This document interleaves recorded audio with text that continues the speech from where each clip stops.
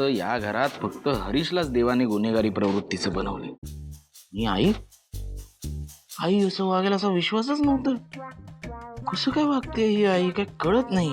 अहो थांबा जरा, भाताबरोबर भाजी का खाताय? आमटी होतीये, थांबा. मग ती आमटी झाली की मला वाटीतून आणून दे, मी पीन नुसती. अहो बर, तेव्हापर्यंत चपाती. अजिबात नको. चपाती दळवी घरघंटीच्या पिठाची तयार केलेली चपाती आहे ना. या चपातीतून ड्रग्ज माझ्या अंगात घालून रात्री माझी पैशांची बॅग घेऊन पळून गेलीस तर. हो, काही काय बोलताय तुम्ही? जरा जिभेला लगाम लावा. जिभेला लगाम लावू? हो, अगं लगामच लावायचे तर या घरात बरेच कॅन्डिडेट्स आहेत, त्यांच्या जिभेला लगाम लाव. लहानपणापासूनचा प्रत्येक दिवस माझ्या डोळ्यासमोर येतोय. विश्वासघात झाल्यासारखं वाटतंय. ही आई अशी कशी काय वागू शकते? काय ग वेणा, आई कुठल्या ड्रग रॅकेटच्या टोळीची मोरक्या बिरक्या नसेल ना? हे बोलताना काहीच कसं वाटत नाहीये तुम्हाला? हे असलं तसलं बोलण्यापेक्षा ना गप जेवा. हा, गप जेवा. ना तुला नेहमी मी चुकीचं वाटतो ना. आणि एक दिवस तुला कळेल की मीच बरोबर आहे आणि बाकी सगळ्यांचं काही सांगता येत नाही. भाजी दे.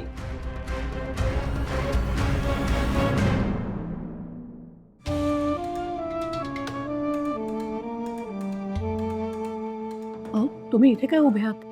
तुम्ही बसा, आता पानं वाढायला घेतेच आहे मी. आमटी होतच आली आहे मी. काय चाललंय तुमचं? जर ही वीणा पण ना गुळाच्या डब्यात चिंचत अहो जरा बाजूला व्हा ना सगळं. लक्ष्मी, तू जेव्हा जेव्हा माझ्यापासून काही लपवतेस ना, तेव्हा तेव्हा तुझी गडबड होतेच. की पहिल्यांदा होत नाही. मी कुठे काय लपवलं? हो, मला खरं खरं सांग, तुझ्या डोक्यात काय चाललंय? कुठे काय?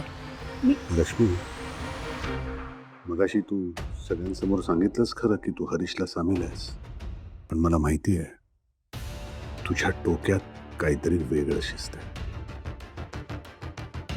काय चाललंय तुझ्या डोक्यात, सांग मला. थांब, नाही, खोलीत जाऊ, तिथे सांग. चल, आधी गॅस बंद करतो.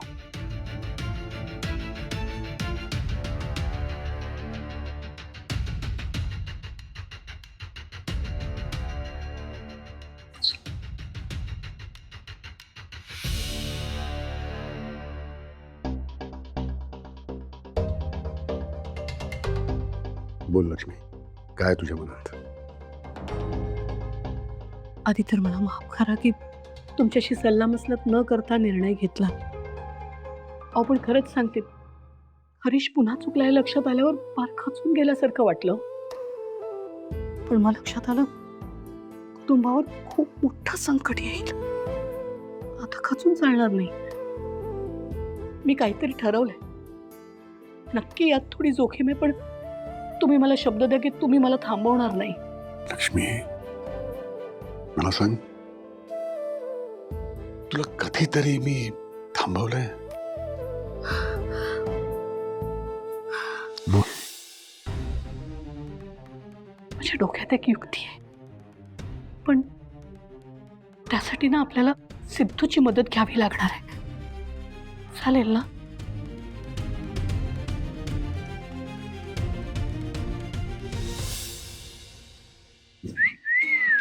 ये बात.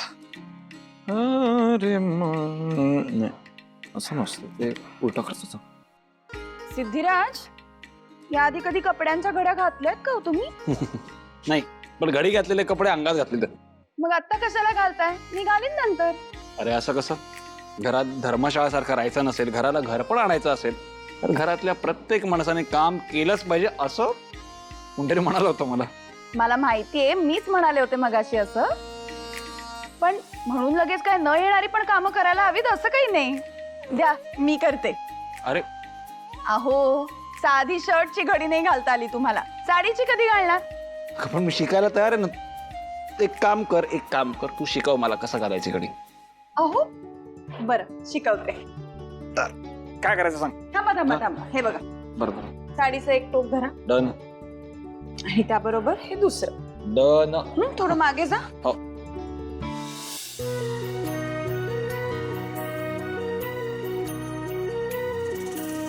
स्वप्न किया भासा वेड लावे हा जीवा वेगळी दुनिया तरीही ओळखीची.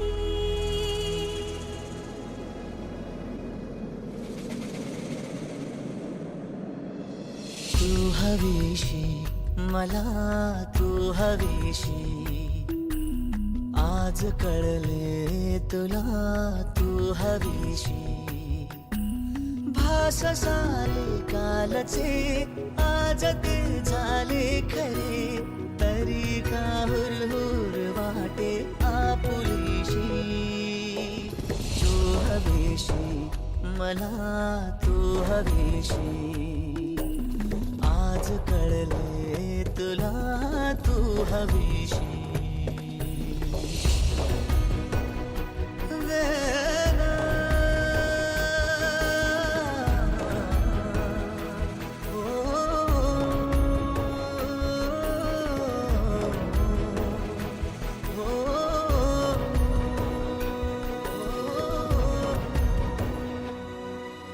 हे नव्याने काय घडले पाऊले रेंगाळती तोच वाऱ्याचा शहारा श्वास का गंधाळते सोबतीने चालते भोवताली वाहते बंध जुळले या मनाचे त्या मनाशी.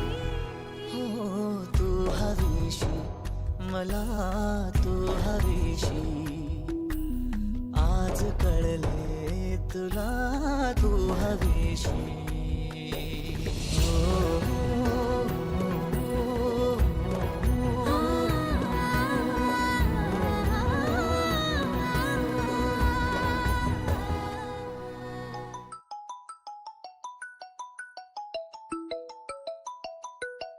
वाह ये बात. सुपर साजूचा फोन आहे माझा. आज आनंदात आहे ना ती खूप. काय काकू. सिद्धू थोडा वेळ आहे का? थोडंसं बोलायचं होतं. काय काय असं काळजीत का वाटतोय तुझा चेहरा?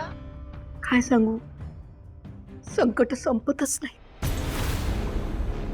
आज सकाळपासून इतकी आनंदात होते, माझीच दृष्ट लागली. हरीशने पुन्हा एकदा तोंड कशी पाडलं का आपल्याला? का काय झालं? गेले काही दिवस ना आपल्याला एक पिठाचं मोठं कॉन्ट्रॅक्ट मिळालं होतं, म्हणजे अगदी 100-150 किलो पीठ रोज. पण मग लक्षात आलं की फक्त पिठाचं कॉन्ट्रॅक्ट नाही आहे. आपल्या पिठाच्या पाकिटांमध्ये बाहेर ड्रग्ज भरले जायचे आणि मग ते विकले जायचे. काय काय सांगतेस काकू? कानविंदे नावाचा माणूस आहे, तो करतोय हे सगळं. अगं पण आई या सगळ्याचा हरीशशी काय संबंध आहे? सांगते ना. अगं आज तुम्ही भूमिपूजनात फोटो काढल्यानंतर निघून गेलात, तो हरीशचा फोन होता ना, तो संतोषच्या हातात होता. आणि त्याच्यात एक मेसेज आला ज्याच्यामध्ये संतोषला लक्षात आलं की हरीशच्या अकाउंटमध्ये 3 लाखाची ट्रान्सफर झाली आहे. मग काय, संतोषने प्रश्नांचा भडीमार केला. मी खूप समजवण्याचा प्रयत्न केला, पण नंतर हरीशनेच कबुली दिली की कानविंदेने त्याला पैसे पाठवले. मग खूप गोष्टी उघडकीस आल्या.